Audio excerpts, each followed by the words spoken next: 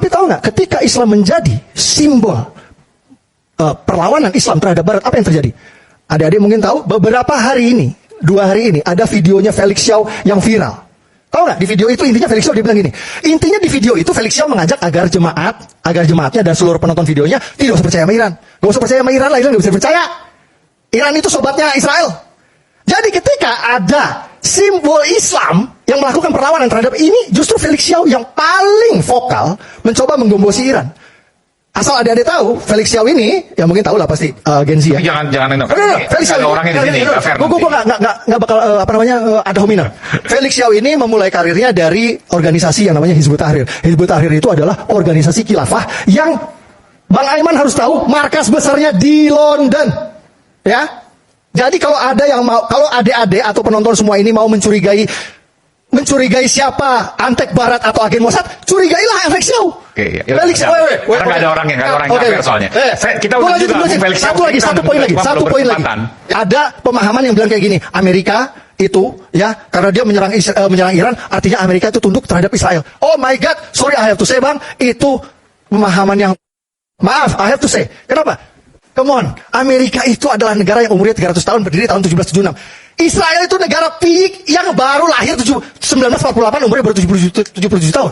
Israel itu, seperti ya Bang Isla bilang, Bang Iman, Israel itu didirikan oleh kerajaan Inggris. Yang didirikan Israel itu kerajaan Inggris melalui yang namanya perjanjian deklarasi Balfour. Jadi Perdana Menteri Inggris waktu itu nulis deklarasi Balfour yang kemudian diresmikan oleh PBB melalui perjanjian Partition Plan tahun 1947, berdirilah Israel di tanah Inggris. Jelas ya, tanah Inggris yang punyanya Inggris itu.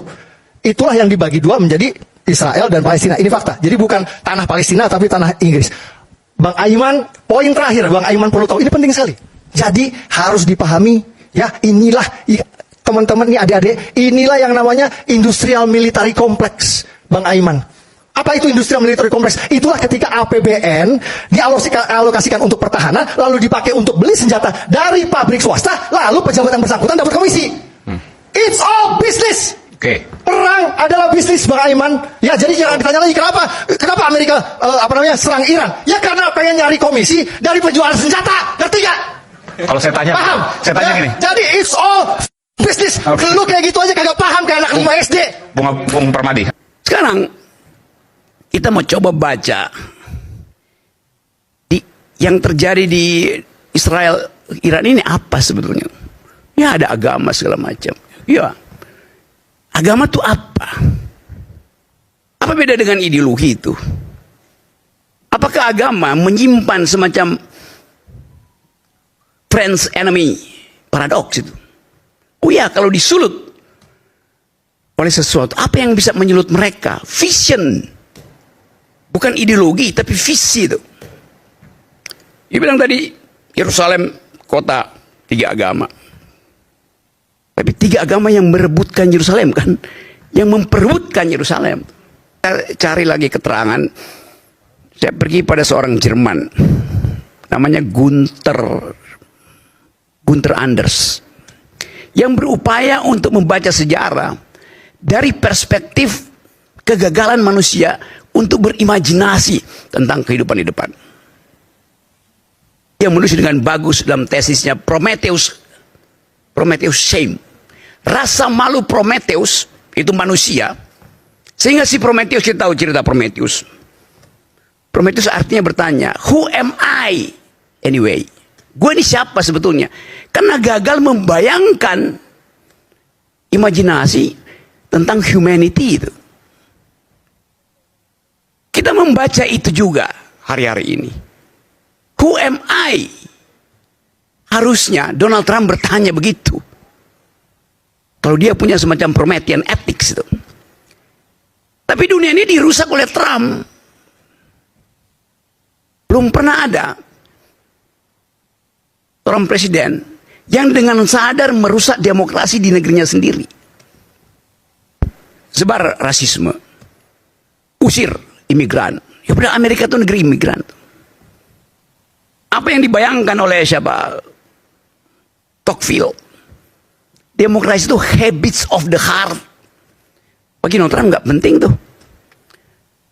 Jadi ada satu individu yang sekarang seperti Hitler.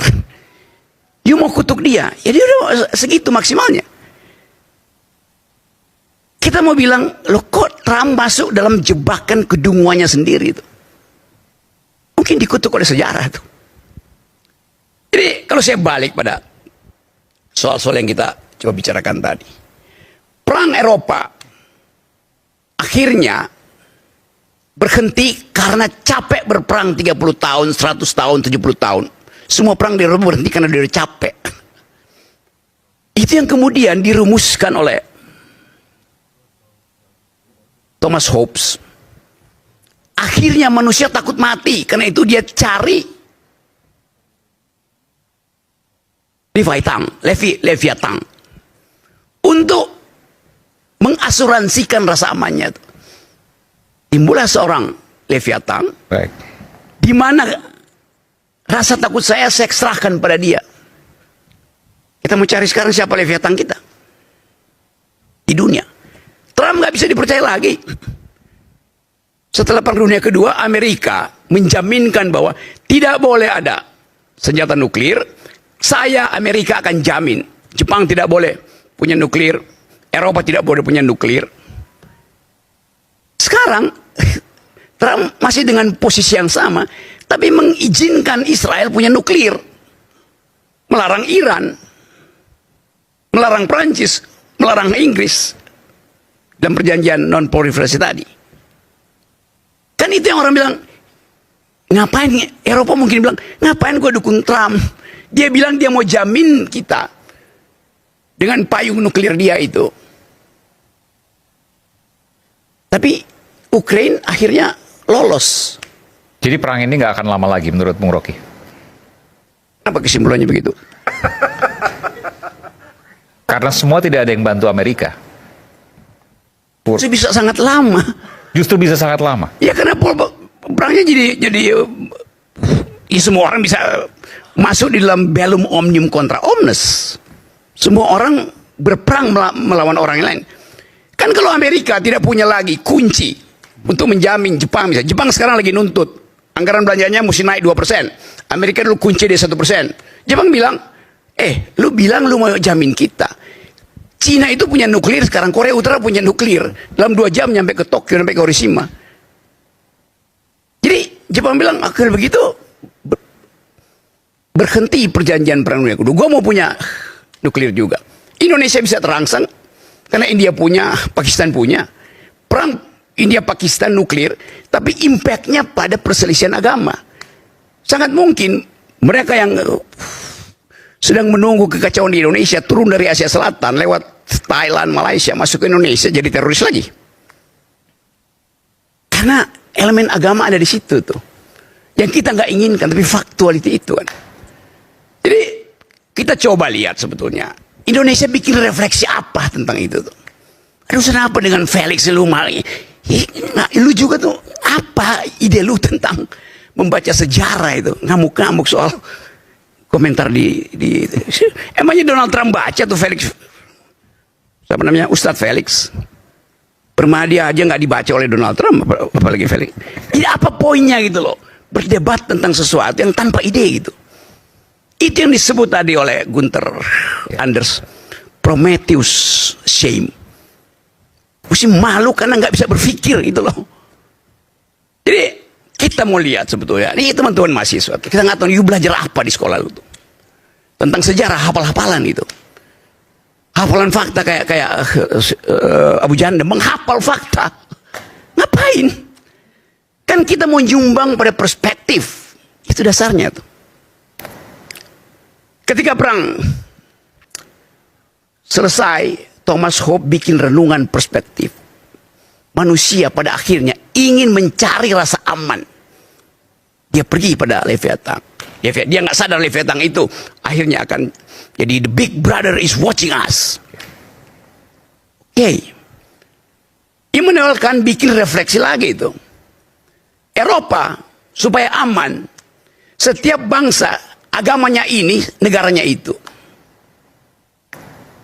Dasar pikirannya adalah unity of reason, juga harus jadi unity di dalam nation state. Jadi ada jembatan dari otak dan politik tuh. jembatan itu putus di dunia, apalagi di kita itu. Yang karena itu saya kaget, saya datang ke sini. Oh begini mau bahas tentang, saya pikir kita mau bahas tentang perspektif dunia itu. Ternyata hanya Indonesia mau bereaksi apa dalam soal Palestina. Dangkal betul kita bicara di situ. Sayang betul kan. Kita mau ajarin teman-teman di luar sana, anak mahasiswa, untuk berpikir supaya kita tidak masuk pada jebakan Prometheus shame itu, rasa malu Prometheus.